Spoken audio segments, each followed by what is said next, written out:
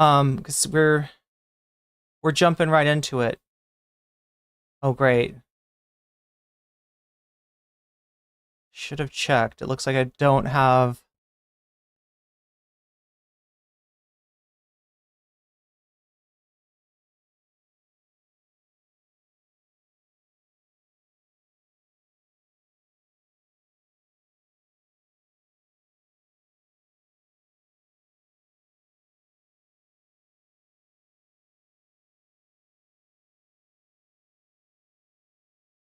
All right, here we go. That's Trump. That is how the shot starts, right? Like, we watched this, just a little bit of this opening, and it's almost like cinematic. We're starting in Trump's face. He's making this face, and just watch the cinema, because I swear to God, this is scripted. This has been written. I really do think they planned this ambush, right? And it gives them every excuse, you know, the most excuse it possibly could to try to blow up whatever deal that they had negotiated, involving, Ukraine giving up some of its rights to, you know, he said rare earth minerals, but from what I've heard, there really are no appreciable levels of rare earth minerals in Ukraine. So we're talking about like lithium and some other stuff, you know, it's still useful, but yeah, I don't know. This is a stupid deal, is what I'm trying to tell you.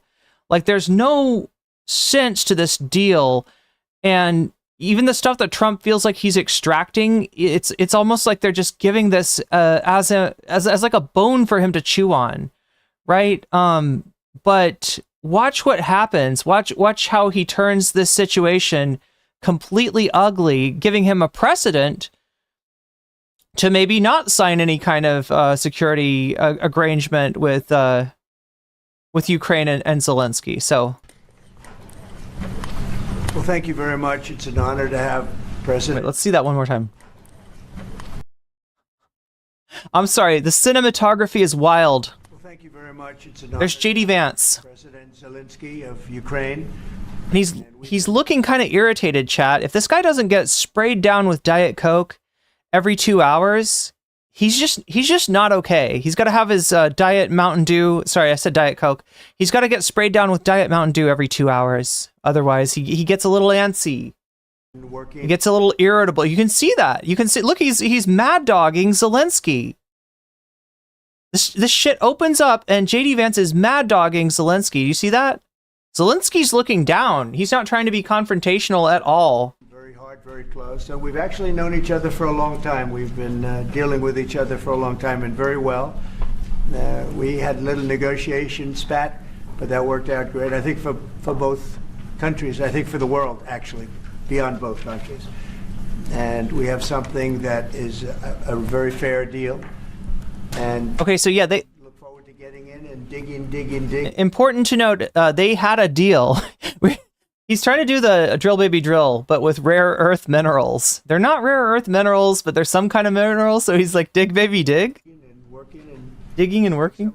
Is he gonna diggy hole? Is a very fair deal, and we look forward to getting in and digging and diggy hole. Working and getting some of the rare earth.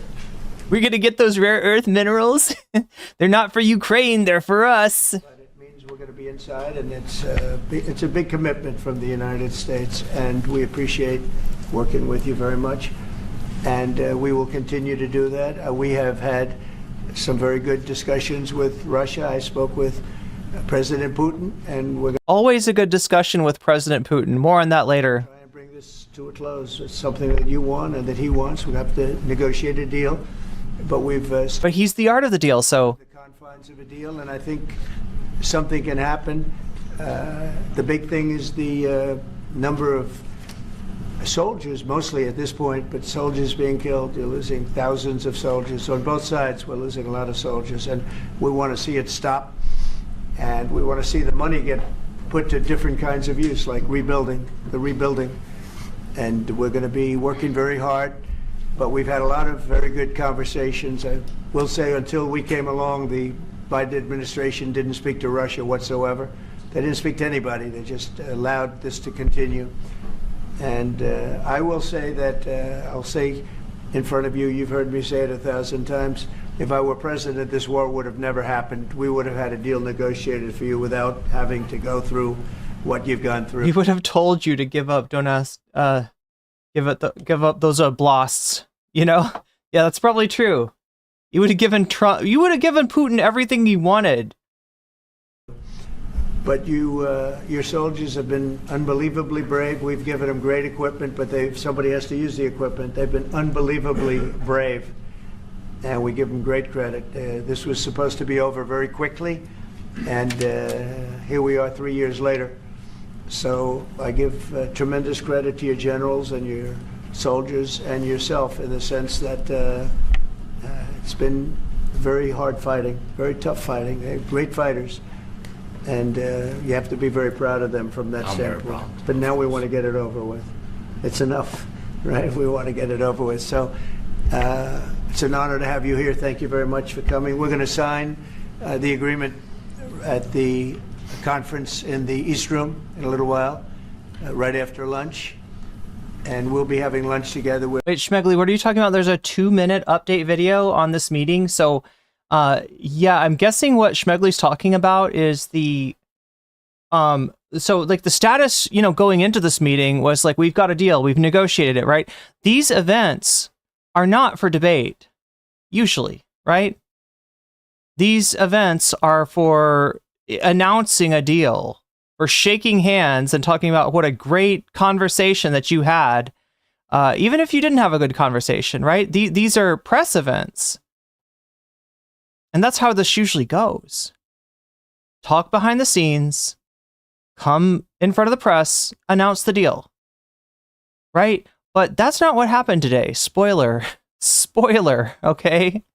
That's not what happens here. But yeah, the deal kind of gets blown up, or at least that's kind of where we leave it. So I'm guessing that Schmegly is talking about an update to whether the deal is on again, off again, what exactly is going on. Because, you know, obviously they had a deal negotiated before.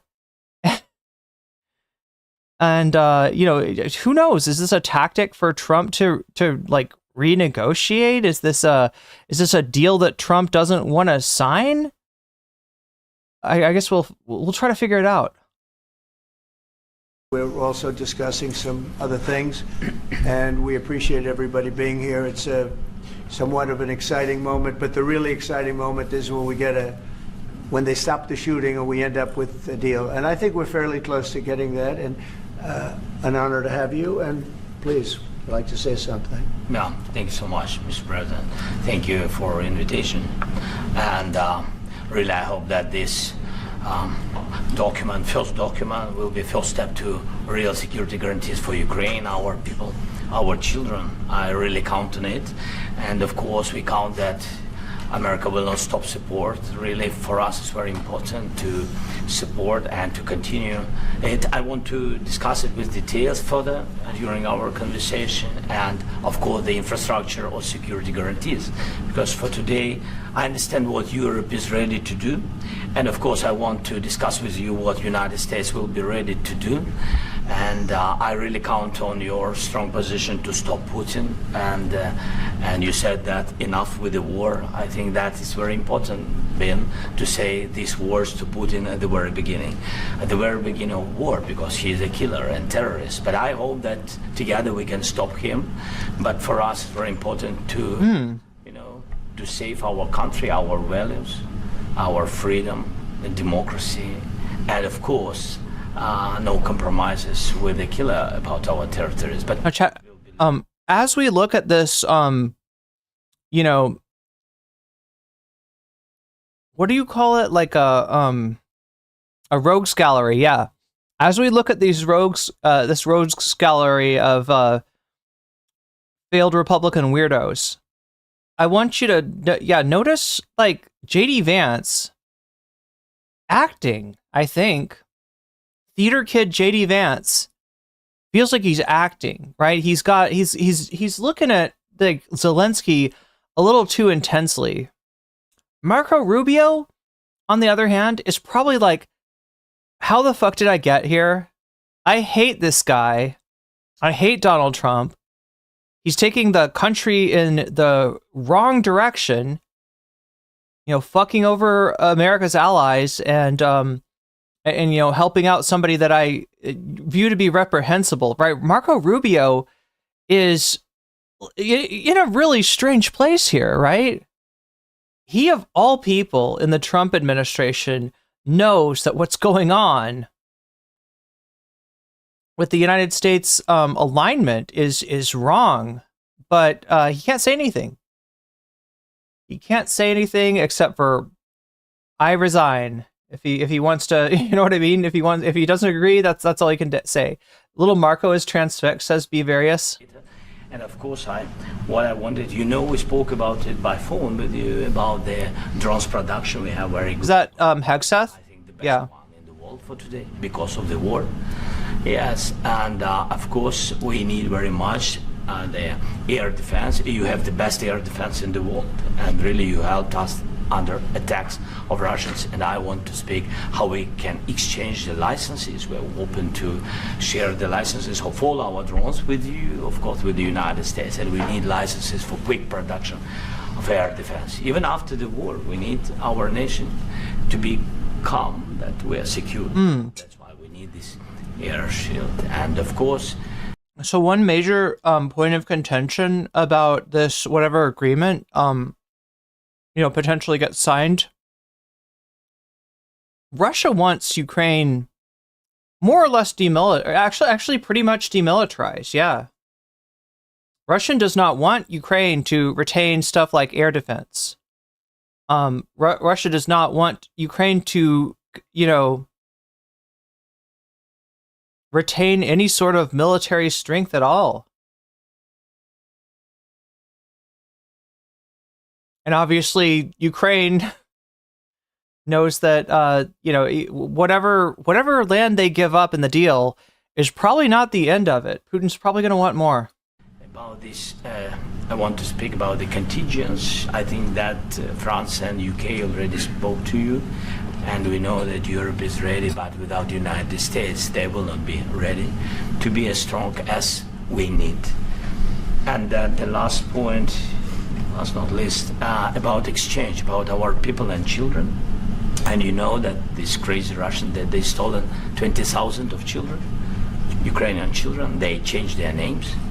They changed their, you know. Can we call Trump Krasnov? Their families, relatives, and now they're in Russia. Agent Krasnov. We want to bring them back. And really, it's a big, big dream, task, and goal for me. And well, here's what I gotta say, all right? Trump always likes to say, Russia, Russia, Russia. It's a hoax. The Russia, Russia, Russia hoax, right? And, you know, I often hear people on the left also be like, oh, you know, Russiagate? Yeah, oh, that Russiagate shit. Oh, God, this fucking MSNBC libs in here with their Russiagate, right? And, like, look, I mean, I think there is, like, a Russiagate that is truly cringe and horrible and gross. But that is the Russiagate where you're saying, I think that Hillary Clinton actually won the election, except for that Putin maybe stole the election, right? That's cope. That's Hillary Clinton cope. And I will not abide that.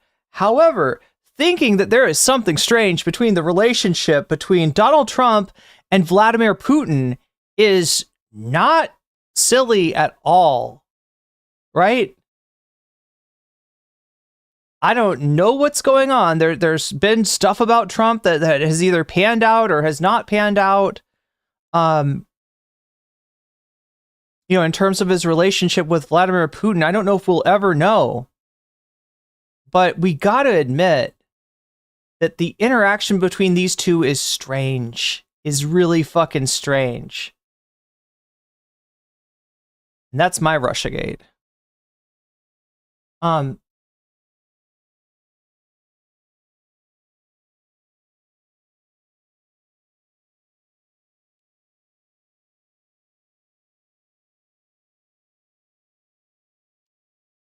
Omegastar, thank you for the $15 contribution to my moving fund, and for pushing us further in the dono goal. We are now at what 26%. only 76 or 74% of the way to the dono goal. Our warriors. But yeah, I mean, this is what I'm saying. Like, there is definitely something strange going on between Putin and Trump, and I don't think anybody really denies that. By the way, Mr.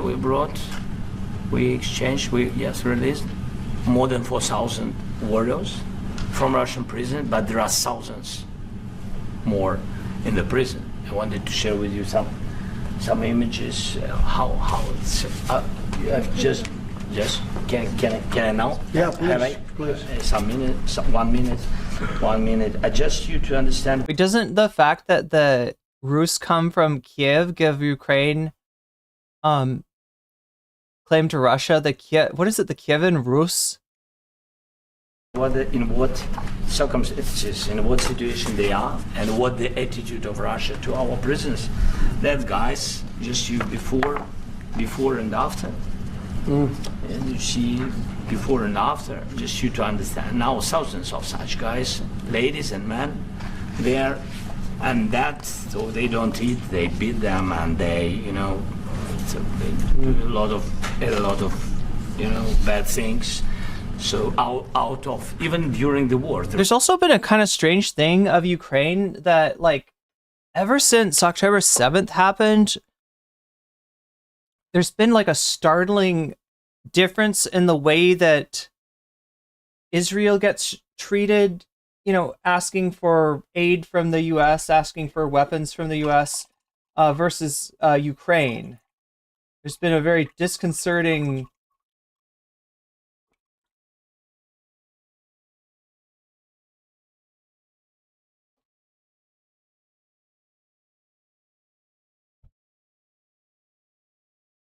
difference between the kind of support that Israel's getting and Ukraine, and it seems like it's him being like, look, we've got prisoners, and this is how they looked when they before, this is how they looked after, this is how Russia's been treating our prisoners, in other words. Rules. Everybody knows. It's almost like he's trying to say, oh, does he not know that, like, we have POWs too?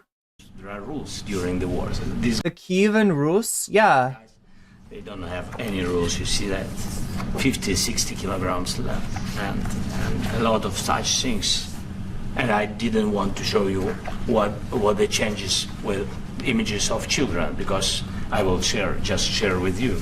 And, I mean, it's looking tragic. Yep, that's tough stuff. Yeah, I wanted very much to give you, and you see it. Yeah. This is pastor, by the way. They stolen pastors because it's not Russian church. They stolen pastors and moved pastors to the prison. We, at the end of last year, we brought 3 pastors, and we could exchange them. And this is pastor, you see. Yeah, that's tough. Yeah. So I mean, this I wanted to show you, and this. So thank you very much. We want to get that entered, right? Yeah. Of course, we will. I think we will. And we have to, of course.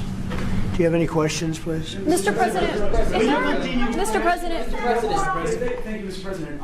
With the, how much money is the U.S. going to put into the fund that is being created today, and how does this provide long-term security for Ukraine? Well, we don't know exactly how much, because we're going to be putting some money in a fund that we're going to get from the raw earth that we're going to be taking and sharing in terms of revenue. So it's going to be a lot of money. He's going to get into the raw earth. He's going to be raw dogging the earth over there. What the fuck, Trump? Will be made from the same. I think he means rare earth minerals, but again, like, my understanding is they're not real. It's not really. They don't have rare earth minerals. And from the use of raw earth, and as you know, raw earth. We got to get this good raw earth, folks. I heard it's really good. Much raw earth. It's better than the cooked earth. A lot of oil and gas, but we don't have a lot of the raw earth. And what we do have is protected by the environmentalists, but that can be unprotected. But still, it's not very much. It's protected by the environmentalists. They have, but not for long. Among the best in the world in terms of raw earth. So we're going to be using that, using it for all of the things we do, including AI and including weapons and the military. Everybody's so obsessed with AI. It's really going to very much satisfy our needs. Isn't AI basically a bubble waiting to burst? It was something that just worked out really well. We have a lot of oil, we have a lot of gas, we have a lot, but we don't have raw earth. So this has just about every component of the raw earth that we need for computers, for all of the things we do. This puts us in great shape. And the long-term security for Ukraine, how does this provide? I think they're going to have great luck. I think once we make the agreement, that's going to be 95% of it. They're not going to go back to fighting. Look, the fact that the United States does not have access to a lot of rare earth minerals, and that is true, or the production capacity to process those rare earth minerals, it is, a strategic problem going forward. And it wouldn't be a problem if the United States were a good citizen and steward of the world. In other words, if the United States wasn't fucking everyone over. If the United States was not acting like the 5,000-pound gorilla that sleeps wherever it wants, then, it wouldn't be a problem to get, you have, trade deals and alliances, and, you can get the raw earth minerals, the rare earth minerals, right? It's only a problem because the United States is making itself hated amongst the world. I've spoken with President Putin, and I feel very strong. I've known him for a long time, and I feel very strongly that they're very serious about it, and we'll make a deal. And when the deal is made, I don't think, we talk about security. Everyone's talking about the other day, all they talked about was security. I said, let me make the deal first. I have to make the deal first. I don't worry about security right now. We have to have a deal, because right now, last week, Trump, pictures of dead children? Thank you. Tucks it into his coat. Now about those minerals. 2,000 soldiers died on both sides. 2,000. And they're losing 1,000, 2,000, 3,000 a week. So as we sit here and we talk, people are getting shot and dying on the battlefield. And, they're not American soldiers, but they're Russian soldiers and they're Ukrainian soldiers, and we want to be able to stop it. And we want to be able also to spend money on other things. Attack of the Hank, be careful what you wish for. In the past, Ben Garrison has been quite willing to sexualize the president. Didn't he have a falling out with Trump, though? I don't know if he's still falling out with Trump or if he's back on the Trump train. Wasn't there a little while where Ben Garrison stopped drawing Trump sexy? This is a tremendous amount of money, and what the Biden administration did was terrible. They were giving money, but he had no security on the money. Europe, as you know, gave much less money, but they had security. It was in the form of a loan. They get their money back, and we didn't. And now, at least we're protected, because the American taxpayer has to be protected too. But this is an incredible agreement for Ukraine, because we have a big investment in their country now, and what they have, very few people have. And we're able to... You got the raw earth, folks. ...with very, very high-tech things and many other things, including weaponry that we're going to use in many locations, but that we need for our country. Mr. President, this allows us to do that. But Mr. President, will you continue? Sorry. Military aid. Yes, go ahead, please. If I can just yes. In the document, there is one of the very important points. If we speak about business and investment, we never had LNG terminals in Ukraine. This document will open. I mean, the next document, but anyway, here we see in the framework, we see a really goodwill for this. LNG terminals for us is very important, and I think for security of European continent. We have the biggest storage, gas storage. We have the biggest in Europe. Yes, and we can use it. Use it for LNG. We use it for LNG, and we will do it.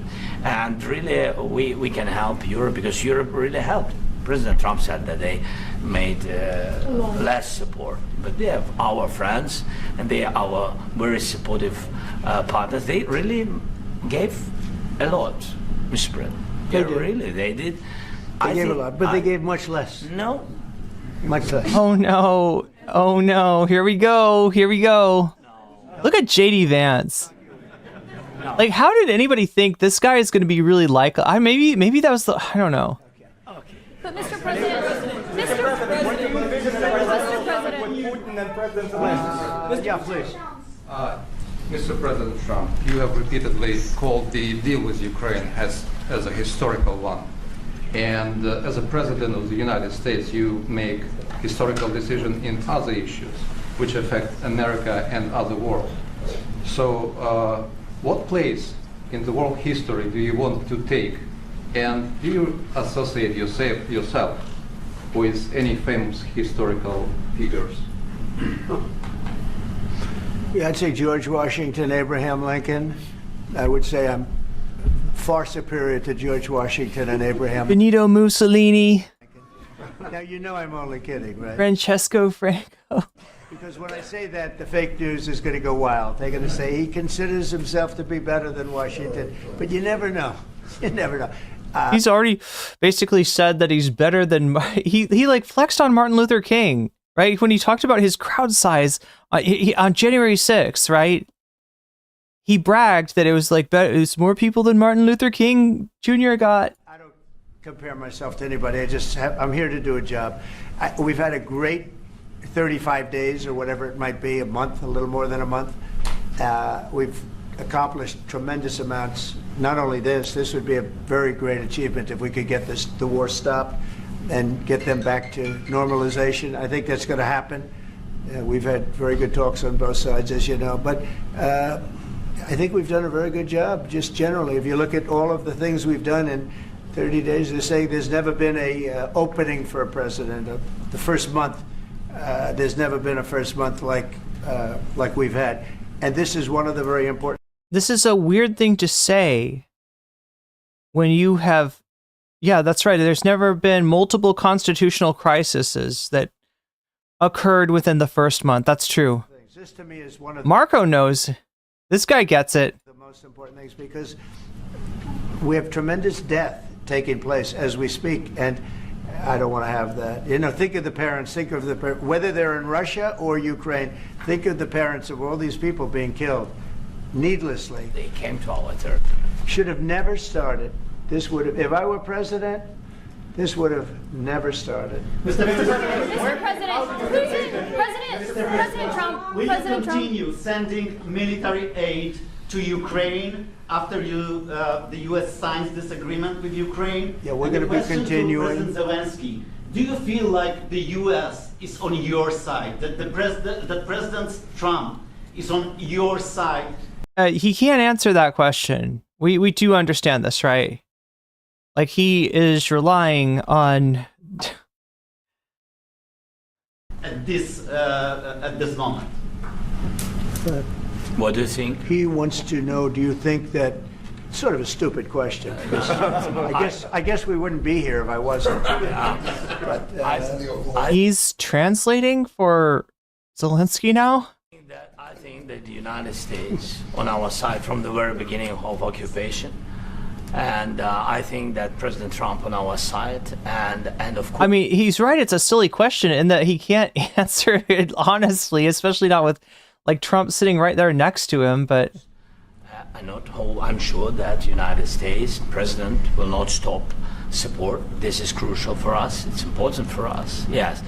And Putin, the president, the whole time he's like, please don't stop support. About the people and the soldiers which are dying, but they came to our territory. They came to our land. Yeah, he was trying to bring that point up earlier when Trump was like, it never should have started. This war, and they have to stop. And he's like, we didn't start it. We got attacked. I think this is the question, was really the most important question. Can President Trump, I hope yes, with some other allies, to stop Putin, withdraw these enemies, our enemy, withdraw these troops from our land? And I think that you asked about the history, I think that if President, or when, he will stop Putin, if President Trump will bring peace to our country, I think he will be on this wall. And thank you. we've had very, very good talks. Mr. President, What about military aid to Ukraine? President Zelensky just said that there'll be no compromises with Vladimir Putin. I just wanted to ask both of you. Firstly, are there compromises that you think that President Zelensky is going to have to make? And President Zelensky, is there anything that you think that you may be able to offer or bring to the table? For example, elections. Thank you. I think you're going to have to always make compromises. You can't do any deals without compromises. So certainly he's going to have to make some compromises, but hopefully they won't be as big as some people think you're going to have to make. That's all. It's all we can do. I'm here as an arbitrator, as a mediator to a certain extent between two parties that have been very hostile. To put it mildly, they've been very hostile. There's been a vicious war. There's been a vicious war. You know, it's a very level. Oh yeah, Caitlin is definitely there. Battlefield, and those bullets go out, and as Caitlin Collins, times we were talking about it with Pete, who I feel like I misidentified it as Aaron Burnett for some reason. many times the only thing stopping those bullets is a human body. And in the case we're talking about, generally young human bodies are stopping a lot of bullets. It's dead level. That's why it's great farmland. It's great land. It's great farmland, but there's very little protection against the bullets that are being, and other things that are being shot. It's great farmland. Then he reaches out and punches Zelensky in the ribs and says, Stalin knew that. So all I can do is see if I can get everybody at the table and get an agreement. And I think we're going to end up with an agreement. Otherwise, I wouldn't probably be even here today. Will President Putin have to make compromises? Mr. President, I've got two questions for you. You think ultimately your legacy will be the peacemaker and not the president that led this country into another war and ended foreign wars? And I've got a question. I hope it will. I mean, I hope I'm going to be remembered as a peacemaker. This would be a great thing if we could do this. I'm doing this to save lives more than anything else. Second is to save a lot of money, but I consider that to be far less important. So I hope I'm going to thank you, Brian, for that question. It was a nice question. I hope I'll be known and recognized as a peacemaker. This would be a great thing to solve. This is a very dangerous situation. You know, this could lead to a third world war. This was headed in the wrong direction.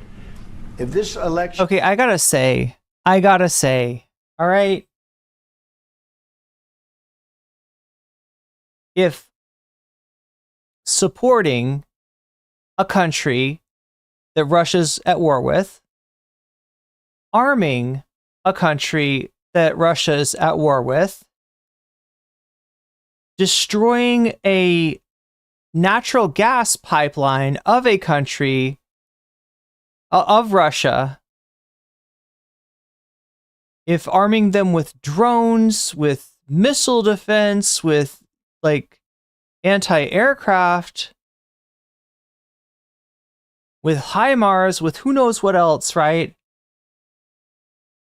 And then supporting that country even as it blows up bridges in Crimea and it makes an incursion into Russia itself, right? If none of that has started World War III, then Trump, I think you're miscalculating.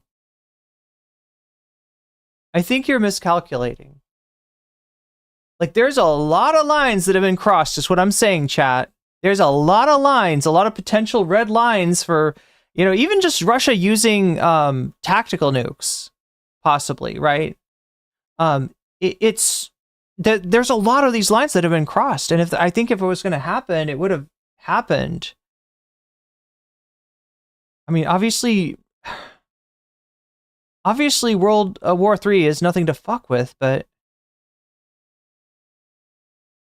we're lost. If we didn't win this election, and we won it by a lot. That was a mandate. We won every swing state. We won the popular vote by millions and millions of votes. We won everything. Okay, and I think we've been over this. I've shown you the Trump election in 2024 in comparison to a number of elections, blowouts, and close elections. And even the close elections were won by more than Trump's margin. This is like what, the second lowest margin after his first win? Oh yeah, his first win was a negative margin. The districts, you look at the areas of red, take a look at a map. This was a big mandate, and this was one of the things. I Take a look at a map. Okay, that's great. said, we're gonna, That doesn't tell you the relative. That doesn't tell you the number of voters. He's like, but look at a map though. I got a lot of territory in this map of places nobody lives. get this thing settled.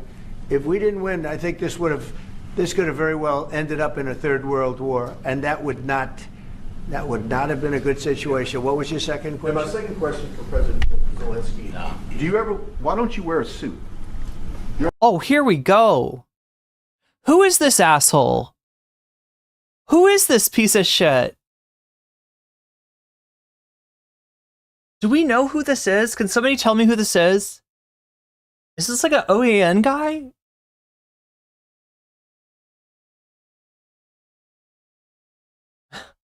Narwhal by nature says Trump is the queen, can't do nothing wrong.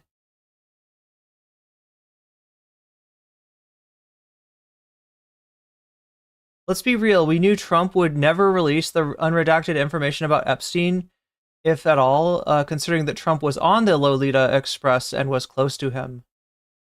Yeah, I mean, this has pissed off a lot of his base. A lot of the base were they were thinking that he was going to show them, receipts that were like, oh yeah, Hillary was involved and Bill Clinton was involved, Barack Obama was involved, Michelle Obama. The Obama kids, I don't know. Just like, yeah, they thought they were going to get everyone. They were going to roll up everybody as all the Democrats, all the liberals were working with Epstein, and it turns out that Trump didn't release shit. Like, the stuff that was released is stuff that's already been made public. There was nothing new. In fact, if I remember, he works for OAN. Chat, did I call it or did I call it? That guy smells like OAN. That guy smells like... What does OAN even stand for? I can't remember. Odorous assholes. Izzy Sanchi, super chatted $5. Trump thinks he will be remembered as a president of peace. Reality is that Trump will be remembered as the cruelest and most corrupt president in history. True, Izzy, and thank you for the super chat. Kenyatta is helping us out here with the wait, these are rare earths. Titanium, graphite, lithium, and uranium. Those are minerals. Ukraine can't think of any tech engineering company that could use those. Yeah. These are minerals, but they're not rare earth minerals, from my understanding. Why don't you wear a suit? You're at the highest level in this country's office, and you refuse to wear a suit. Can I at least say something that's happening? I mean, Walter, it depends on what you mean. If by good you mean entertaining, this is really entertaining. Trump at the end of this, hey, you want to hear me agree with Trump? Here, I'll do it. All right, at the end of this, Trump is going to say, well, this makes for some good television. Trump was right. This does indeed make for some good television. As a television executive producer, Trump is doing quite well for himself. As a reality show creator, Trump is doing quite well for himself. In terms of the way that the algorithm involves with content, yeah, it loves this kind of shit, right? This is an Oval Office meeting, right? This is the meeting that happens after negotiations take place behind closed doors. And maybe is there yelling and screaming and shouting and people getting mad in those negotiations? Maybe, sometimes. But when you come out in front of the press, you give a very unified front, and you said we had a good talk and we all agreed on this, and we, right? This is the boring part, right? So this would all be like a wax museum normally. Right? There's just nothing going. This is the animatronics in Disneyland. You know what I'm saying? Just boring. But under Trump, this has become a debate. And so as far as, things that entertain me, I guess, he's right. This is very entertaining. Now, I would love it if I could be entertained with something other than the geostrategic state of the world. Right? To be playing theatrical games with that, I think is probably bad. So in terms of the way that it affects our material reality, Robinette, this is one turd that I unfortunately can't shine for you. And I am trying to look on the silver lining of said turd. I am doing my best to look on the silver lining of it. All I can give you is that hey, you know, we're fucking going down in a ball of flames, but at least we're going to be well entertained. I don't know. That's the best I can do for you.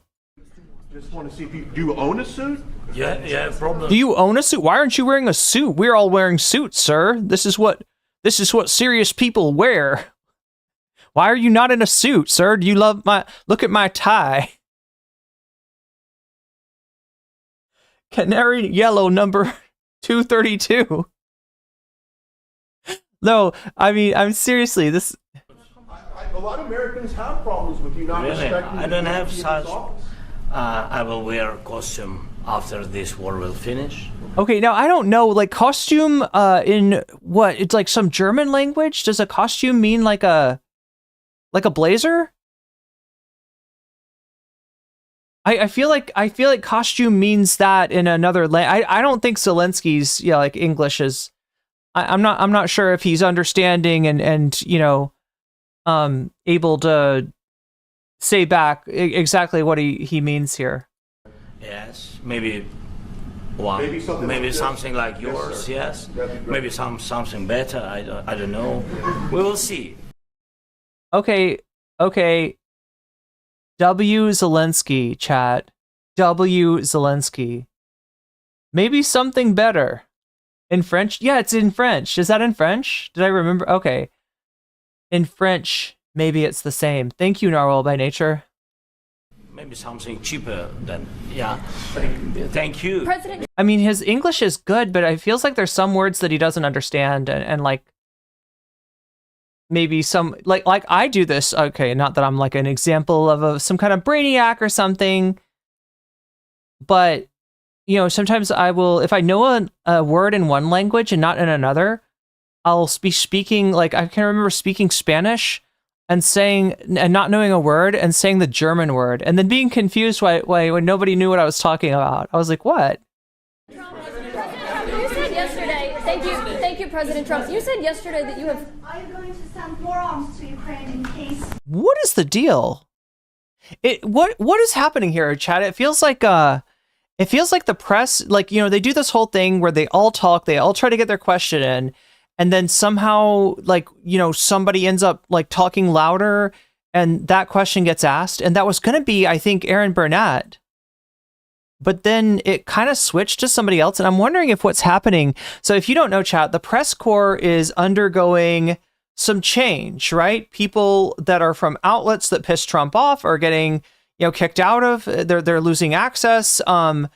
Outlets that glaze Trump up and do very little else, they're getting more access. So things are kind of in a state of transformation, right? The president is too much of a narcissist to actually face the real press corps. So he's trying to create the press corps that he wants. He's trying to create, you know, kind of a safe space for himself in the Oval Office and in press conferences in general, right? So that's Aaron. Did I say Aaron Burnett? This is not Aaron Burnett. She's the chick that I always mix up with Aaron Burnett. Somebody mentioned her name earlier. Holy shit, why have I forgotten it already? Who is this, chat? He absolutely meant costume. He was being condescending about saying he doesn't have time to worry about dressing up.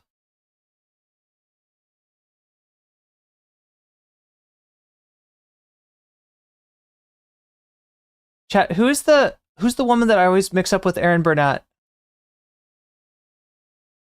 Caitlin Collins, thank you. God damn. I don't know what's wrong with me, chat. I don't know what's wrong with me. How do you mix? This is so weird. I gotta stop doing this. I called her Aaron Burnett. This is Caitlin Collins though. There's no peace. But she had it. She had next, I think, and they somehow switched to Dorothy Umbridge.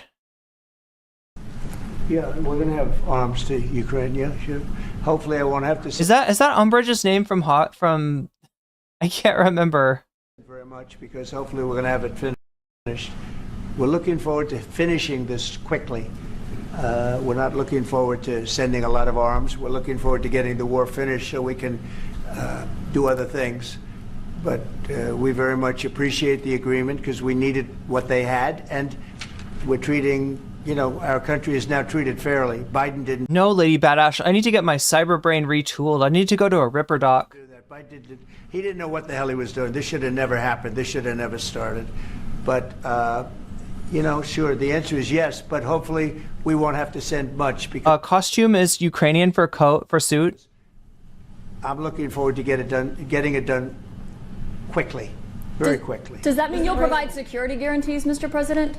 I don't want to talk about security yet because I want to get the deal done. You know, you fall into the same trap like everybody else. A million times you say it over and over. I want to get the deal done. Security is so easy. That's about 2% of the problem. I'm not worried about security. I'm worried about getting the deal done. The security is the easy part. Security is very nice. Everybody stopped shooting. And now will Europe put people there? I know France is going to. I know the UK is going to. I know other countries are going to, and they happen to be right next door. We haven't committed, but we could conceivably. You know, we have security in a different form. We'll have workers there digging, taking the raw earth so that we can create a lot of great product. The problem with Trump is he thinks he cooks from time to time. And the real problem with that is his supporters think he cooks too. He's like, digging. We're digging, folks. We're a dwarf and we're digging a hole. In this country. I'm a dwarf from Kazmodan.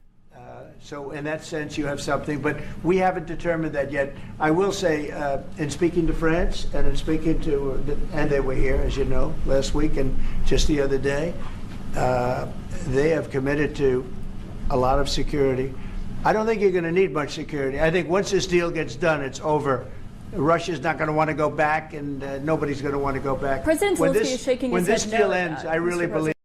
Stealing the rare dirt, the rare dirt minerals. This deal is going to be over. Question? Yeah, please go ahead. Go ahead. Was she trying to narc on Zelensky, or was she like trying to see what Zelensky had to say about it? Thank you. Macron and Keir Starmer at the White House this past week, both of whom praised your courage and conviction to lead the pathway towards peace. Yes. Part of that involved, though, re-engaging Russia in diplomatic relations, something that previous leaders lacked the conviction to do so. What gave you the moral courage and conviction to step forward? I don't like this new press corps. Oh, I love this. You of course you did. You fucking put him there, you piece of shit. Oh my God. No, Chad, it's happening right in front of our eyes, right? Look, you got basically state media there. And by state, I mean the regime. All right? I mean the illegal cartel that has taken up residence in our country in the form of the Trump administration. All right? You just heard state media. And that's the kind of shit that they're going to ask. They are going to kiss his fucking ass. Now, you got some independent media there. I mean, they're independent in a way. They're corporate media, so they're not really independent. But, you know, they are thinking up their own questions to ask, and they're not, like, catering necessarily to the ego of the president. All those, you know, they're scared. They are scared. They've seen their colleagues dismissed from, you know, from coverage like this, and they know that if they ask too hard of a question for Trump, they will be next. What we're seeing right in front of our face is the grotesque face of a dictatorship no longer embarrassed to hide itself under the veneer of democracy. There we go. This guy. Who are you with? One American News, sir. Well, of course he's with OAN. That's why I like him. One American News. Fucking pod people. Great job. I like the question. I think it's a very good question. It's a pathway to peace. It's a pathway to getting something solved. And I feel that as the head of this country, I have an obligation to do that. Plus, you know, we're very much involved. We got involved. It's too bad we got involved because there should have been no involvement because there should have been no war. And there shouldn't have been October 7th. That would have never happened. As you know, Iran was broke. They had no money to give to Hezbollah. They had no money to give to Even Chinese state TV doesn't glaze up the CCP leaders like this. Hamas. They were stone cold broke. And then under Biden, they became rich as hell. They went from no money to $300 billion in a period of 4 years. And they gave a lot of that money away, and you see what happened. And that's a real mess also that we hope to be able to solve. But no, I appreciate your question very much. It's just, I feel I have an obligation to try and do something to stop the death. If I can answer. Yes, if I can answer, Please, sorry. go ahead. Kenyatta says, who owns television? Billionaires. That's how he won. Yeah. Please. And I do like your clothing, by the way. Yeah, really? Even though I think he's a great guy. Wait. What? By the way, I don't know if you two I like do like your clothing, though. Reminds me of Elon. each other, but you know what? Here, we've got a dark gothic MAGA hat for you. Put it on, Mr. Zelensky. Put it on. Put it on. No, you don't have a choice. They put the dark gothic MAGA hat on him. I think No, he's I like this guy. I don't know I think him. he's dressed beautifully. So I have more serious things than answer on such Yes, question. that's a I will good- answer on more serious a good question if statement. I can. Yes. Yeah. So please, about security guarantees and about just ceasefire. We can't just speak about ceasefire and speak and speak. Does that couch look really uncomfortable? The one that JD Vance is eyeing? It will not work. Just ceasefire will not never work. If I was that couch, I'd be really uncomfortable there with JD Vance too.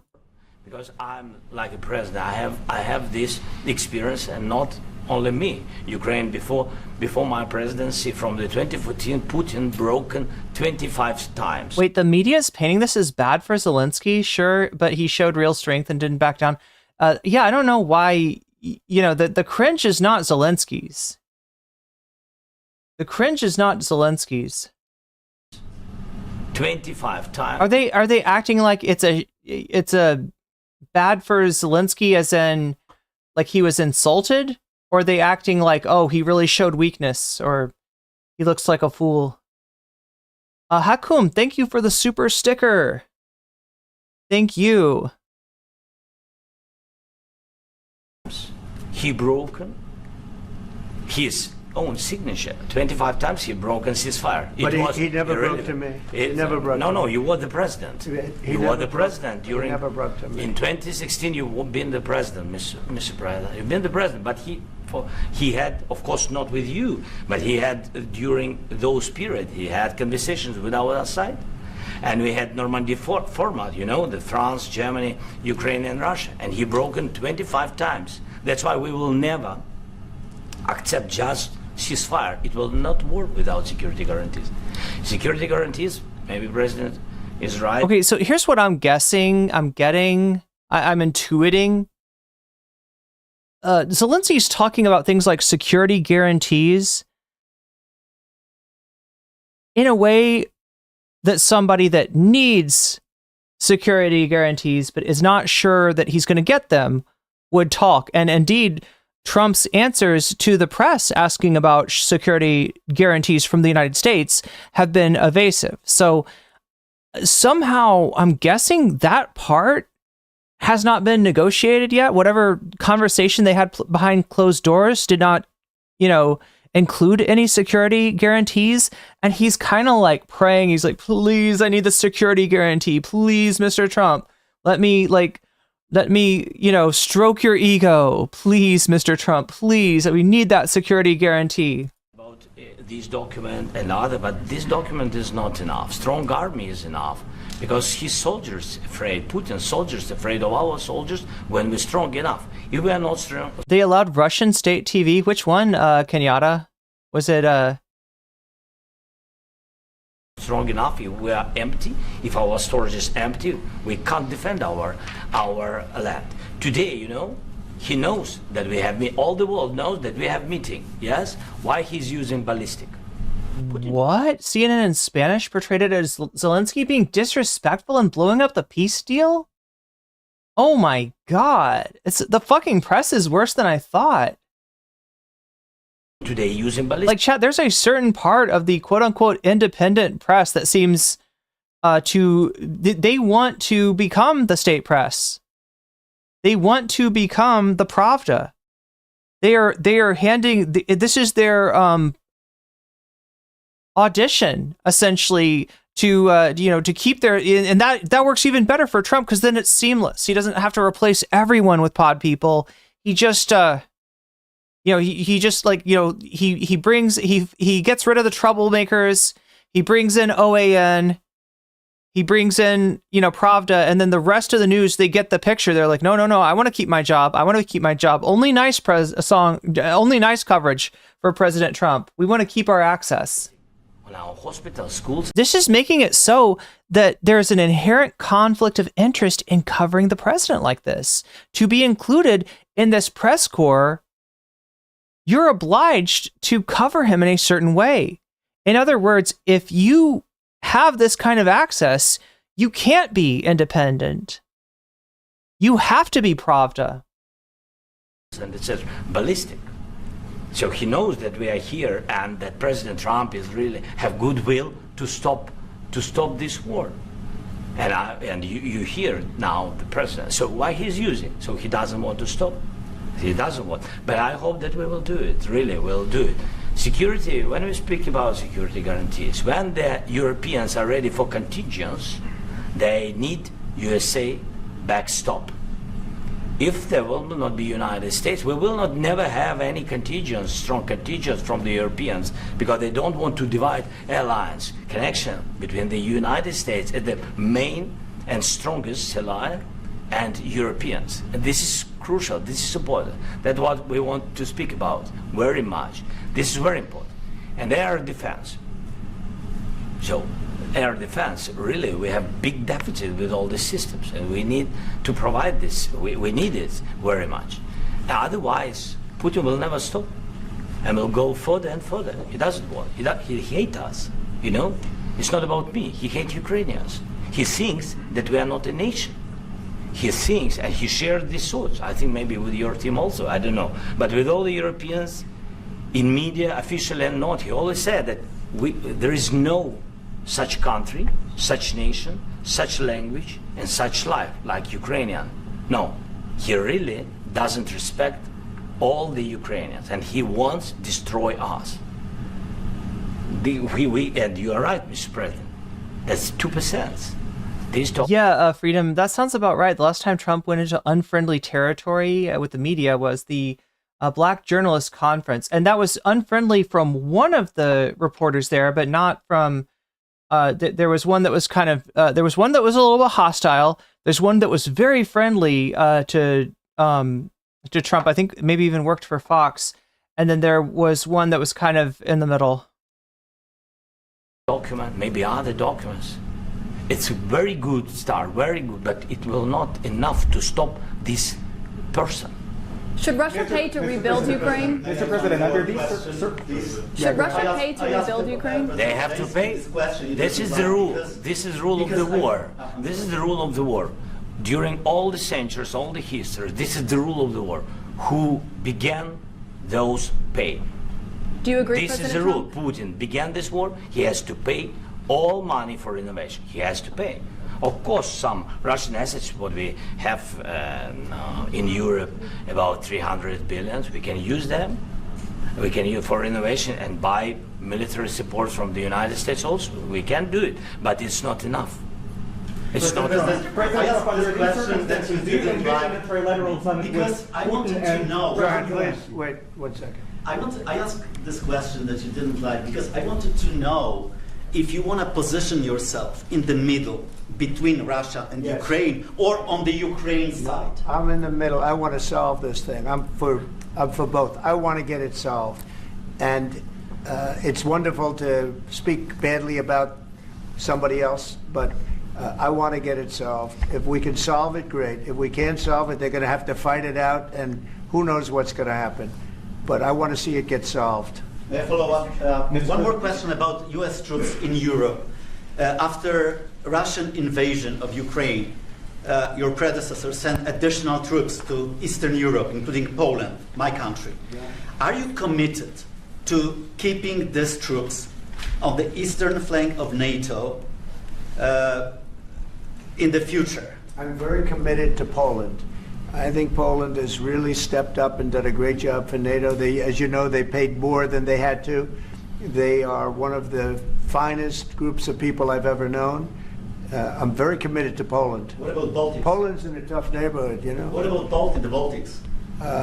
The Baltics, they got a lot of, it's a tough neighborhood too, but we're committed. We're going to be very committed, and we're committed to NATO. But NATO has to step up, and the Europeans have to step up more than they have. And I want to see them equalize, because they are in for far less than we're in, and they should be at least equal. You understand that? Why is the United States, we have an ocean in between, why is the United States in for so much more money and other things as Europe? With that being said, and as you said, they've also been obviously very helpful, but we have put in far more than they have, and I think they should equalize. Mr. President, please go ahead. Ask you about the agreement again today. What changed between the first time that Secretary Bessent gave President Zelensky the agreement and today for the signing? We made a deal. So what was the difference? I'm just, deciding factor? I'm a business person. We made a deal. That's what changed. A lot of those minerals. I didn't think we were going to make a deal, and we ended up making the deal, so that changed. Mr. President, when and how do you envision a trilateral summit with President Zelensky and Putin? I don't know, but well, they don't like each other. I can tell you that. Okay, they do not like each other. This is not a love match, and it's unfortunate. That's why you're in this situation. The United States should not have allowed this to happen. Okay, the United States, run by a man that didn't know much. I'm going to be very nice.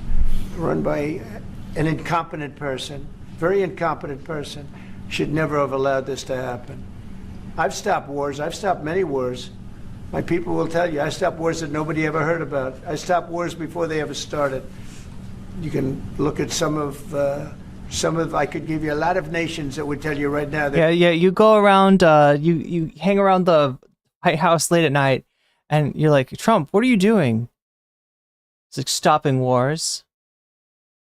You know, he's like, I don't know, fidgeting or something. It's like, I'm stopping wars. I'm like, what? Do you think that fidgeting is stopping wars? And he's like, well, you don't see any wars going on, do you? Because he's stopping them. We're probably going to war. I can tell you, right now there's a nation thinking about going to war on something that nobody in this room has ever even heard about. Two smaller nations, but big, still big. And I think I've stopped it. But this should have never happened. Sorry, just a second. About any negotiations. First of all, I want really to tell you, and I think that everybody understands that Ukraine, modern Ukrainians, nobody wants to stop this war. But at the future, any negotiations, it's understandable that two sides of the war, not Russia and the United States, because this is not the war between Russia and the United States. This is war of Russia against Ukraine and Ukrainian people. So these two sides will be at any... He stopped wars between Don King and Mike Tyson. ...will be at the negotiation table. Then, of course, United States, like the strongest partner of the Ukraine. And, of course, Europe. I think Europe is very important. I want to speak about it with the president. Yes, Europe is very important for us because we really defend Europe for today. All Europeans really recognize that we are defending the line and they have real life and our people are dying. That's why they helped us. And also it's about the NATO. Yes, between, like the president said, you have big, nice ocean. Yes. Between us. Big nice ocean, yes. But he does say that. He does say that. We will not stay. Russia will go further to Baltics and to Poland, by the way. But first to the Baltics. It's understandable for them because they've been in the USSR. You know, they've been one of the republics of the USSR, and Putin wants to bring them back to his empire. It's a fact. And when he will go there, if we will not stay, you will fight. Your American soldiers. It doesn't matter, do you have ocean or not? Your soldiers will fight. Mr. President, would you be willing to visit Ukraine, maybe Kyiv or Odessa, which is going to be a third year of the Black Sea? You know, like Trump is probably thinking to himself, would I? Would I send troops to stop an invasion of Western Europe, even? Maybe not. It was my question. Yeah. I'm sorry. I don't want to talk about Odessa now. Let's not talk about Odessa. I want to talk about making a deal, getting peace. We don't have to talk about Odessa, but a lot of cities Does he know what Odessa is? have been destroyed. There are a lot of cities that are not recognizable. There's not a building standing. No, And you a lot have- of you a have lot to of come, things have to Mr. happen. President, you have to come and to look. No. We have very good cities. Yes, a lot of things have been destroyed, but mostly cities alive, and people work, and children go to school. Sometimes it's very difficult. Sometimes closer to front line, children have to go to underground schools or online. But we live. Ukraine is fighting, and Ukraine lives. This is very important. And maybe it's Putin is sharing this information that he destroyed us. No, he lost 700,000 people. 700,000 I mean, if it's coming out of Trump's mouth, there's some chance that it comes from Putin. soldiers. He lost everything. Yes. Oh my God, chat! I wasn't trying to make a sex joke. I swear. On the minerals deal. Mr. President, when did you last speak with President Putin, and what did he say that A couple of days ago. and what did he tell you that gave you the assurance that he wanted peace? Well, that's what I do. My whole life is deals. I know pretty good. And I've Your whole life is fraud. Let's be real. known him for a long time. Your whole life is shit. Your whole life is shit deals. Your whole life is finding suckers to make a fucking deal with you so you can rip them the fuck off. I've dealt with him for a long time. He had to suffer through the Russia hoax. You know, Russia was a hoax.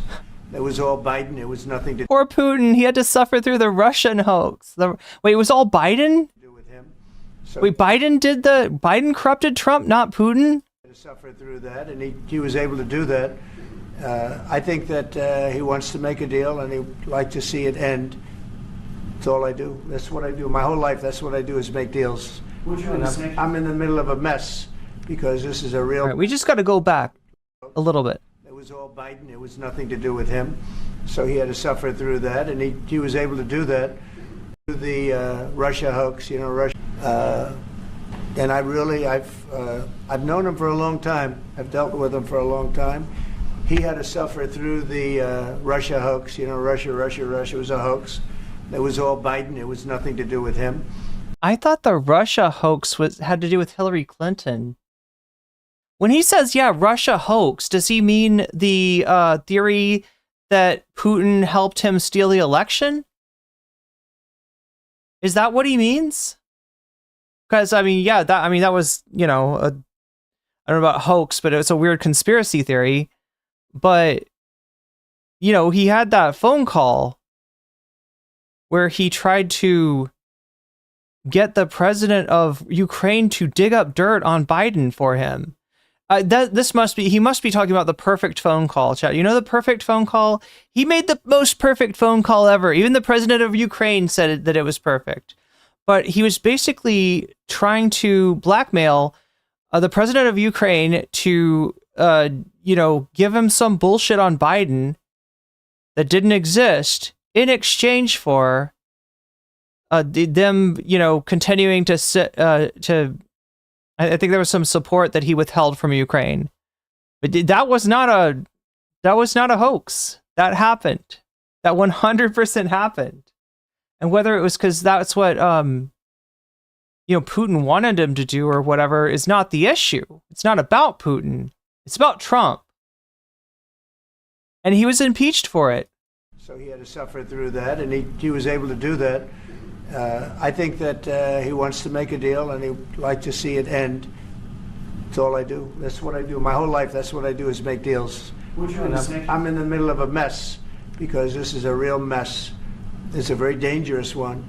If this doesn't get solved now, it's not going to get solved for a long time. So I hope we're going to. I did everything right, and they indicted me. Mr. President, Prime Minister Starmer claimed repeatedly that his government believes in free speech and was not engaged in censorship. But his country's government arrests people for memes and thought. They arrest people for memes. That's you got to watch out for England. There should be a State Department travel advisory for memes. Like, you know, be careful about the memes you use in England. If you use the wrong memes, Keir Starmer is going to throw your ass in jail. Crimes, and even more worrisome is pressuring American companies to censor Americans on its behalf. How can he be a reliable, trustworthy partner when he says things that are demonstrably false on such an important topic? Well, we actually spoke to him about that yesterday, and we thought... I mean, this is a really uncomfortable environment, right, chat? This is a country, I gotta be real, I will be very happy to leave. I do not like the looks of this shit. I always wondered what it would be like to go through something like this in real time, to like see the erosion of the free press. And here it is. Here it is. You've got these fucking goons, these OAN goons, these fucking brown-shirted OAN freak shows coming in here, you know, just basically giving the president the exact narrative that he's trying to, like, they're working with, they're like, it's like if this was a reality show, these would be paid actors, right? There'd be the, you know, the people that they bring on as contestants, and then there'd be people that are like literally paid by the show to, you know, to say exactly this. And in this case, it's asking Trump the questions that he wants, the way he wants them to ask, so he can use his press conference to jam his fucking narrative down our throats. This is gross shit. This is scary shit. They took it very, very much too far. JD was very strong on it. So was I. So was Marco. And we've been Little Marco. speaking to him about it. Marco, would you like to say something about it? Little Marco, would you like to say something about it? He's going to give him a chance, and then he'll shut him right up. You're like, no, we don't care what Little Marco has to say. We have concerns, obviously, with the conduct of those, particularly as it impacts Americans. Now, I want you to notice something about the, you know, JD Vance is probably even more far gone than Trump. Marco Rubio, though, at one time was just a Republican, was just, you know, this was what a Republican was like. And they were more, I don't know, like, they were more, I guess, like hawkish on Russia, maybe even than the Democrats. And so for him to be fulfilling this role now in an administration that is aligning itself with Putin has got to be surreal. Like, it's surreal already that he's agreed to be part of an administration from a guy that, like, a guy that made him a fucking lol cow on stage, right? It's got to be surreal enough for that, but it's even more weird considering that this guy doesn't agree with, you know, this Putin foreign policy that Trump is cramming down the line. Concern that American speech, which is online, could fall into the hands of British or any country's jurisdiction. And so this is a point the Vice President made at Munich, and I think it's a very compelling one, that what unites us with Europe, as much as anything else, is these shared values, and one of them being free speech. And so if Americans are threatened by it, we're going to need to take action in that regard. Did they remove his spine? I want to know. It's actually a very important question. We spoke about this in detail with... Did JD Vance drink his spinal fluid? The Prime Minister, the Foreign Secretary, and others at lunch yesterday, and It's the only drink he's able to have other than Diet Mountain Dew. Secretary of Commerce Lutnick followed up in private meetings last night. This is really important. We believe Americans have the right to speak their mind, even if we in this room disagree with them. They have the right to speak their mind in the public square, which is often online these days. And we're going to defend that right as it pertains to American companies and American citizens vigorously if we have to. I do think that under the President's leadership, we're going to find common ground with our friends in the UK on this question, but it remains to be seen. The principle that will guide us is we believe in free speech in this country, and we'll fight for it for American citizens. Mr. President, You're also seeing a disturbing closeness between the government and corporations. Now, there already was one, all right? There already was a huge erosion in any kind of wall that ever existed, and any kind of dam that ever existed to hold back the forces of capitalism from impacting elections. Obviously, capitalism in a capitalist system, it's always going to impact the elections. But there were things in place to minimize that prior to, say, Ronald Reagan. Those floodgates have long opened, and the elections are very much decided by the donors these days. But this is a whole new level where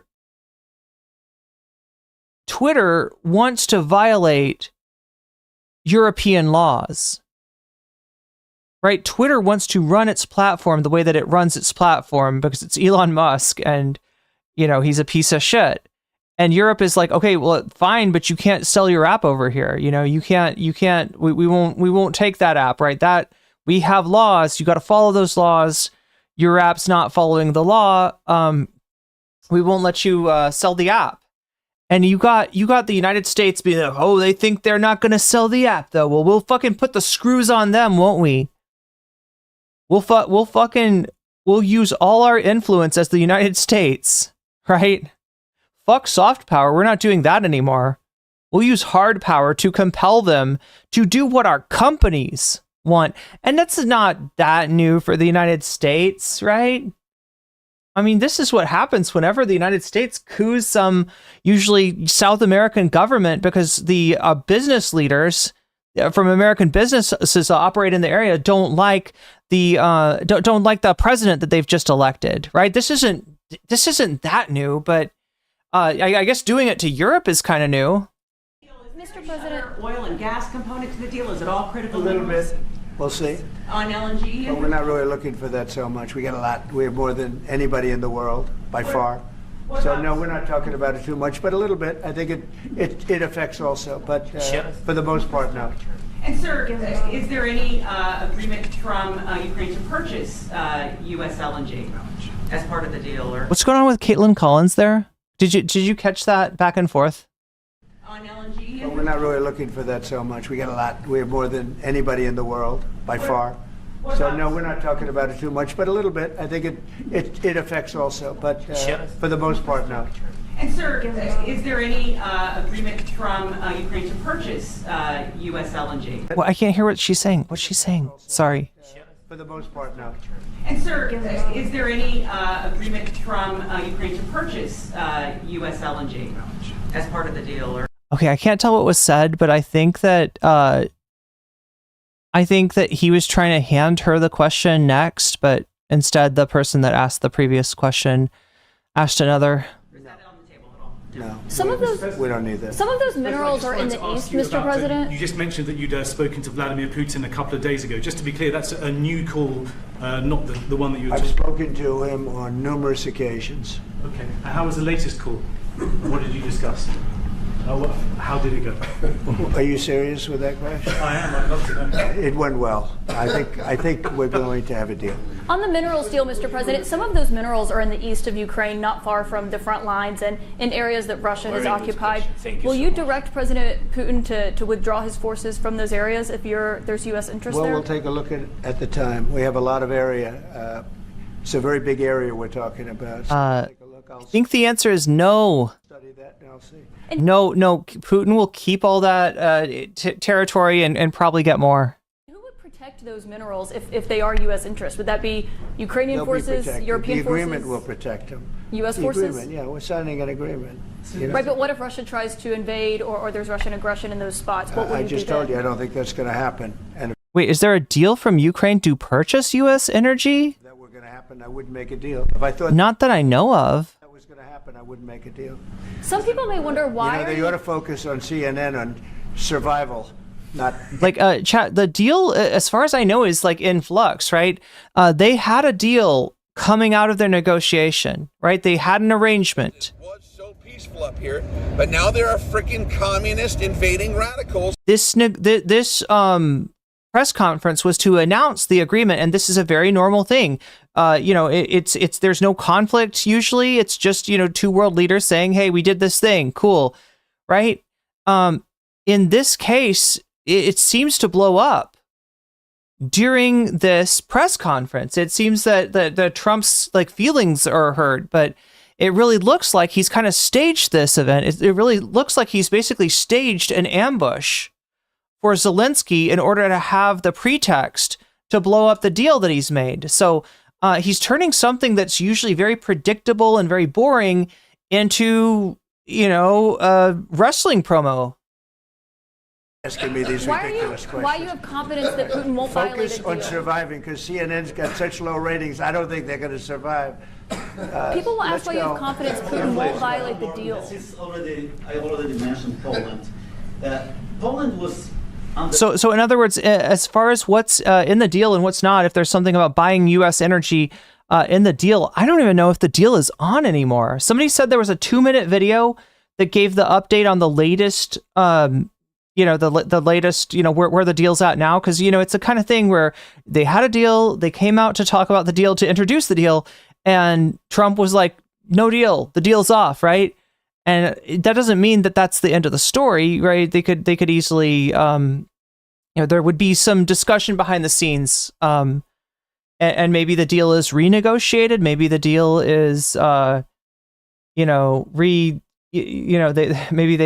to the deal that they negotiated earlier. But from the sounds of what Zelensky was saying, it felt like some very important things, those being security guarantees from the United States for Ukraine, were still up in the air.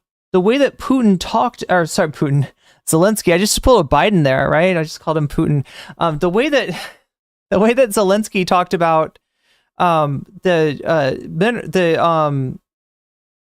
security guarantee, it sounded like somebody praying that, there will be a security guarantee, where that's not very much not a sure thing. So I don't even know how much was set in stone about the deal.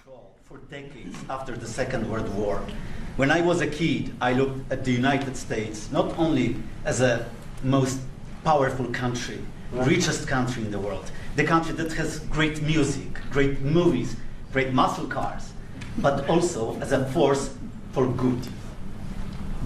And now I'm talking with my friends in Poland, and they are worried that you align yourself too much with Putin. What's your message for them? Well, if I didn't align myself with both of them, you'd never have a deal. You want me to say really terrible He's so full of shit. things about Putin and then say, hi, Vladimir, how are we doing on the deal? That doesn't work that way. I'm not aligned with Putin. I'm not aligned with anybody. I'm aligned with the United What is he talking about? He literally called, Kim Jong-un Rocket Man, made fun of his dick size, and no, he's definitely like taking the piss on world leaders and then negotiated with them. I don't know what he's talking about. States of America and for the good of the world. I'm aligned with His tired, lazy, low ratings insult, was that directed at CNN? Sari says. And I want to get this thing over with. You see the hatred he's got for Putin. It's very tough for me to make a deal with that kind of hate. He's got tremendous hatred. And I understand that, but I can tell you the other side isn't exactly in love with, him either. So it's not a question of alignment. I'm aligned with the world. I want to get the thing set. I'm aligned. Shut up, Trump. I want to see if we can get this thing done. You want me to be tough? I could be tougher than any human being you've ever seen. I'd be so tough. But you're never going to get a deal that way. So that's the way it goes. All right, one more question. I want to respond to this. So look, for 4 years in the United States of America, we had a president who stood up at press conferences and talked tough about Vladimir Putin, and then Putin invaded Ukraine and destroyed a significant chunk of the country. The path to peace and the path to prosperity is maybe engaging in diplomacy. Diplomacy with Russia while we intimidate Canada, Mexico, Panama, Denmark, like literally every other country. This isn't like it'd be great if what Vance was saying, we're going to be a kinder, gentler United States. We don't need to do the saber rattling. All right, we're secure in our geopolitics. We're not going to, make threats or try to sound tough anymore, right? It'd be great. We would enter a whole new world of peace and understanding and cooperation. That is not what the Trump administration is saying. What they're saying is that there is going to be, a lot of peace and love with Putin, and there's going to be conflict with like nearly everyone else. The United States has joined this axis of the bullies of the world because we want to do some of our own bullying. We want to shake things up in Panama and make that basically renege on the agreement to give the canal back to the country that was signed and then made good on 50 years ago or something, some ridiculous amount of time ago. And then take Greenland, whether it wants it or not, right? The United States wants to make moves. I don't know which part of it is meme and which part of it is real. Is the 51st state, it sounds like he's kidding about that, but is he? So the United States wants to make some Putin-esque moves itself. And so they're just going to kind of turn their back on Putin swallowing up Eastern Europe. That's the change that's happened now. It's not that the United States is standing down and, it's not going to bully countries anymore. No, we're going to bully countries. We're going to stand up to the weaker countries is what we're going to do and make sure that Trump gets whatever the fuck his ego desires. That's the change. The pathway of Joe Biden of thumping our chest and pretending that the President of the United States' words mattered more than the President of the United States' actions. What makes America a good country is America engaging in diplomacy. That's what President Trump is doing. Can I ask you? Sure. Yeah? Yeah. Okay. So he occupied. So is this the claims that are being made that Zelensky was disrespectful? Is that coming from this exchange? Like right here? Zelensky responding to Vance? Our big parts of Ukraine, part of East and Crimea. So he occupied it on 2014. So during a lot of years, so I'm not speaking about just Biden, but those time was Obama, then President Obama, then President Trump, then President Biden, now President Trump, and God bless, now President Trump will stop him. But during 2014, nobody stopped him. He just occupied and took. He killed people. You know what the contact 2015. 2014 is 2014. Yeah. So, he corrected Trump. Occupied and took. He killed people. You know what the contact 2015. 2014. 2014 is 2014. Yeah. So I was not here. Yeah, but that's exactly right. Yes, but you weren't here in 2015 either, big guy. 2014 till 2022, the situation the same. The people have been dying on the contact line. Nobody stopped him. You know that we had conversations with him, a lot of conversations, my bilateral conversation, and we signed with him, me, like a new president. In 2019, I signed with him the deal. I signed with him, Macron and Merkel, we signed ceasefire. All of them told me that he will never go. We signed him with gas contract. Yes, but after that, he broken this ceasefire. He killed our people and he didn't exchange prisoners. We signed the exchange of prisoners, but he didn't do it. What kind of diplomacy, JD, you are speaking about? What do you mean? I'm talking about the kind of diplomacy that's going to end the destruction of your country. Yes, but if you are not strong... Mr. President, with respect, I think it's disrespectful for you to come into the Oval Office and try to litigate this in front of the American media. Right now, you guys are going around and forcing conscripts to the front lines because you have manpower problems. You should be thanking the President for trying to bring an end to this conflict. Have you ever been to Ukraine that you say what problems we have? I have been to. Come once. I've actually watched and seen the stories, and I know what happens is you bring people, you bring them on a propaganda tour, Mr. President. Do you disagree that you've had problems? What? Bringing people into your military? We have problems. And do you think that it's respectful to come to the Oval Office of the United States of America and attack the administration that is trying to prevent the destruction of your country? A lot of questions. Let's start from the beginning. Sure. First of all, during the war, everybody has problems. So here's my question, right? Like I said, this is kayfabe. This is a wrestling promo, right? they've done the wrestling behind closed doors. They've done the negotiations behind closed doors, right? And now they come out and they say, here's the result. That's how this is supposed to happen. That's how this usually happens, right? It's obviously more contentious than most of these negotiation press conferences, between Putin and Zelensky and Trump and some of the members of the media. But what I want to know is, was it Zelensky clapping back at Vance that took this thing out of the wax museum, right? Out of being just a theatrical act of performing performing whatever agreement that you negotiated. Did it take it away from that and into like this sort of active hostile situation? Was it Zelensky's response there that did that, or was this, as the majority report has suggested, a almost rehearsed, planned ambush of Zelensky? In other words, chat, do you think Volodymyr here was baited a little bit? Even you, but you have nice ocean and don't feel now, but you will feel it in the future. God bless. You don't know that. God bless. God bless. You Don't- will not you have gotta- a war. Don't tell us what we're going to feel. We're trying to solve a problem. Don't tell us what we're going to feel. I'm not telling you. Because I'm you're in no answering on this position to question. dictate that. That's Remember exactly this. what I'm not You're dictating. in no position to dictate what we're going to feel. You We're will- going to feel very you will good. feel influence. We're going to feel very I'm good and telling very you, strong. You will feel influence. You're right now not in a very good position. You've allowed From the yourself very- to be in a from very the bad very position, beginning and he of the happens war. to be right about From it. the very beginning of the war. You're not Mr. in a Brown, good position. I You was don't in have a- the cards right now. With us, you start I'm having not playing cards. But cards. right now, you I'm don't. very You're playing serious, cards. Mr. President. You're I'm playing very cards. serious. You're I'm gambling the with the president lives in of war. millions of people. You think- You're gambling with World War III. what do you You're think about? gambling with What do you World think War III. What do you think, Chad? Is he really mad?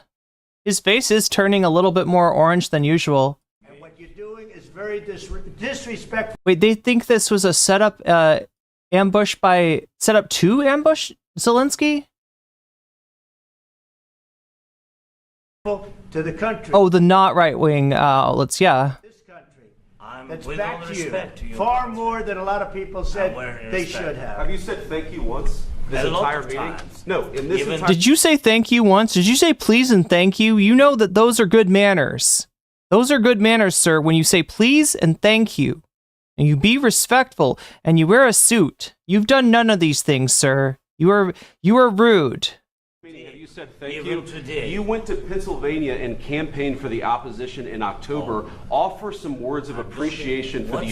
I mean, see, this makes it sound downright petty.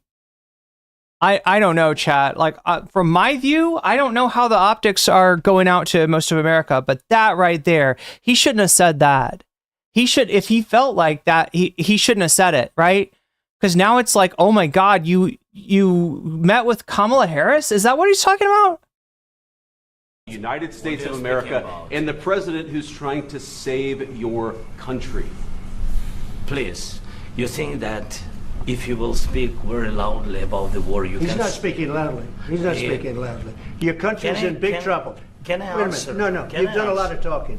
Your country is in big trouble. I know. You're not I winning. know. You're not winning this. I...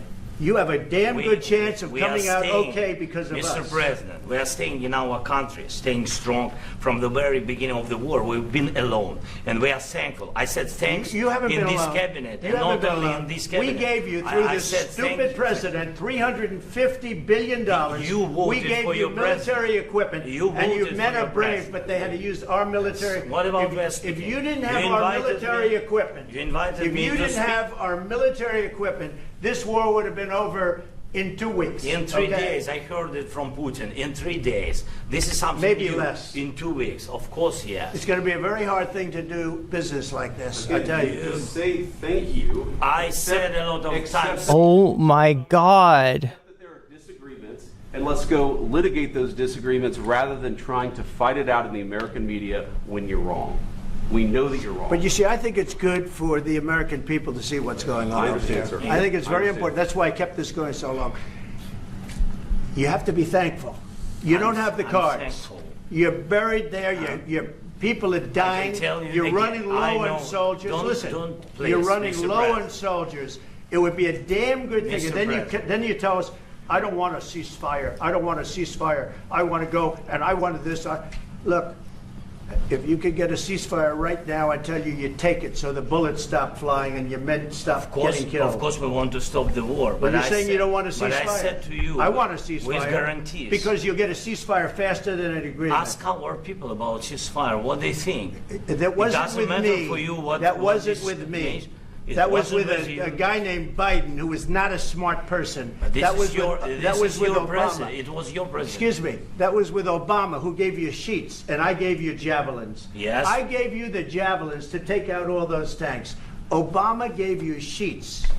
In fact, the statement is Obama gave sheets and Trump gave javelins.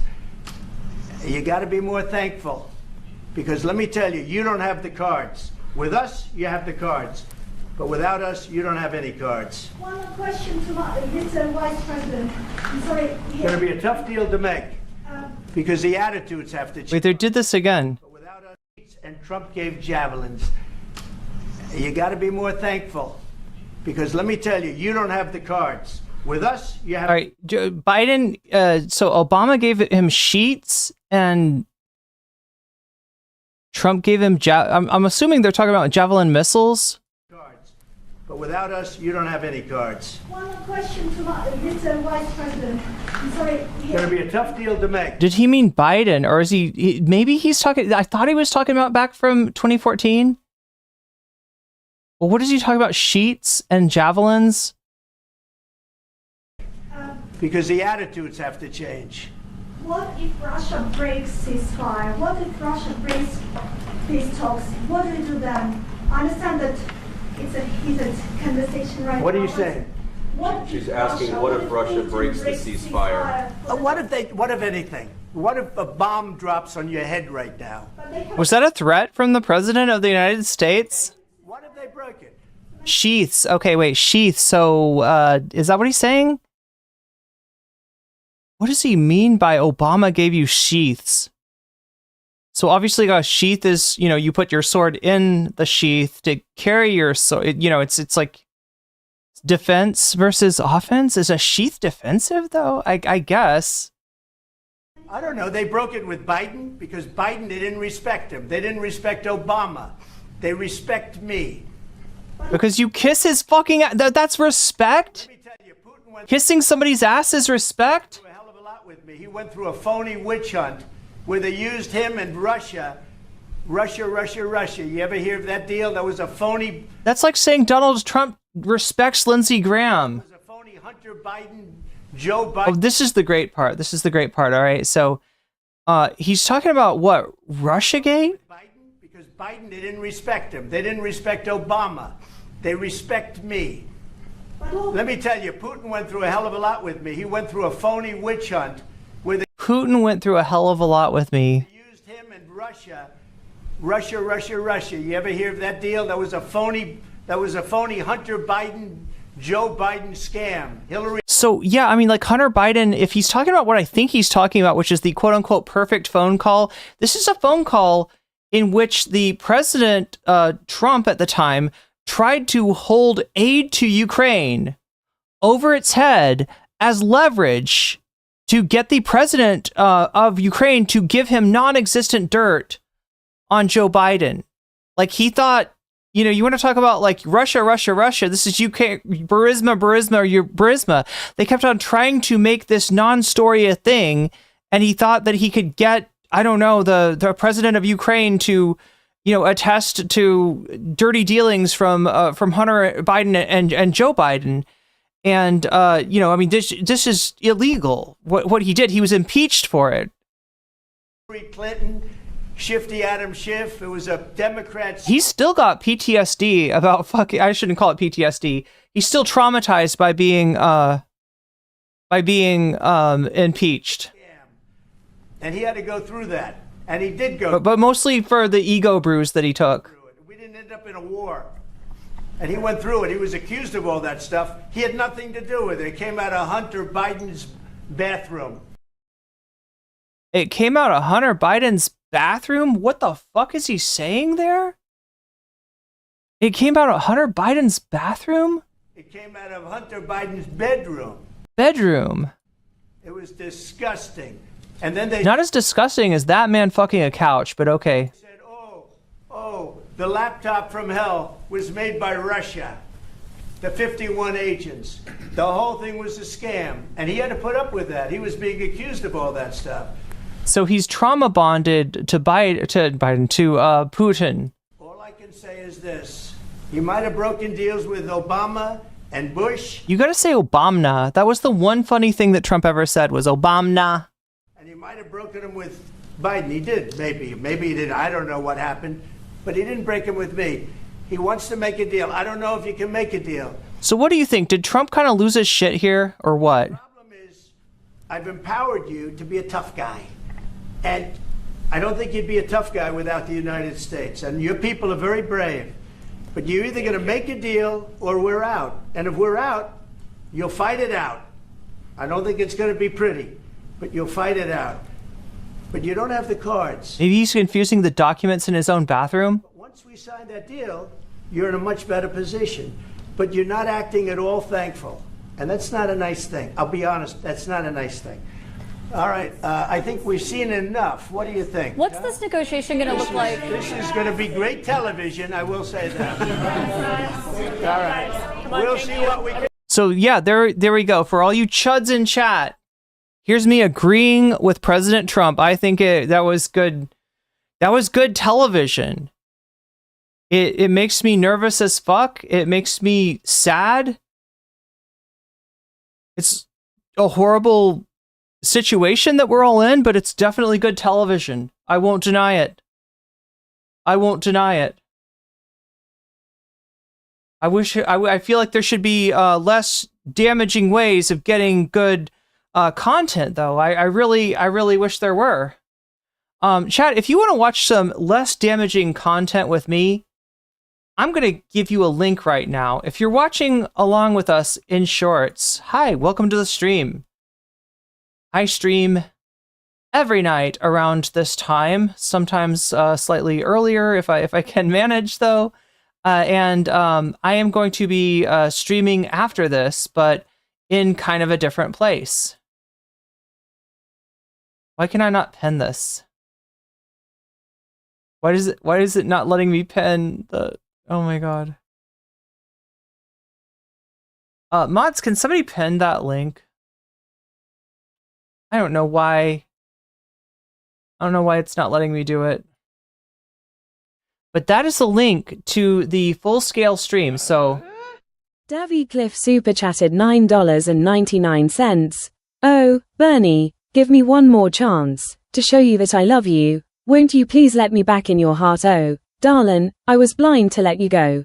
Let you go, Bernie. Bernie's back, baby. Thank you, Davy Cliff. Thank you for the super chat. So yeah, if you can click on that link, let me redirect it too, because we're going to end the short stream. I'm very sorry that, you know, that we got to end it before really even getting started, really getting into it. But that's all the like straight up politics I'm going to cover tonight. What we're going to cover though for the rest of the stream is going to be a debate on Piers Morgan. One debate features Sam Cedar of the Majority Report. The other debate, Anna Kasparian of the Young Turks. So there's somebody we love and there's somebody that we don't love in each of these. But yeah, the short stream is going to end. So if you want to stay with us, hit that link. Hit that link and you can come over and join us on the full-scale stream where everybody else is hanging out. There's a whole chat for you to interact with if you want to. You just have to click that link. And I'm going to give you 30 more seconds before I end the short stream for tonight. Yeah, take the ride to the wide side. That works. That's what BCatK is saying. Take a ride to the wides. Click on that link. All right. And if you're sitting in the the full scale stream, or if you're watching me on Twitch, you can sit tight. We're not going anywhere on there. We're gonna stay on here. We're gonna talk about Piers Morgan, and this debate with Sam Cedar, this debate with Anna Kasparian. It should be really interesting. So again, I'm going to give you a few more seconds if you're watching on Shorts to click that link to come over. The stream does not have to end. All right, all you got to do is click that link, and you will join us in the full scale stream, and we will get going from there. All right, good night, everyone else. I shouldn't have said that because some people will think the stream's ending. Invariably, chat,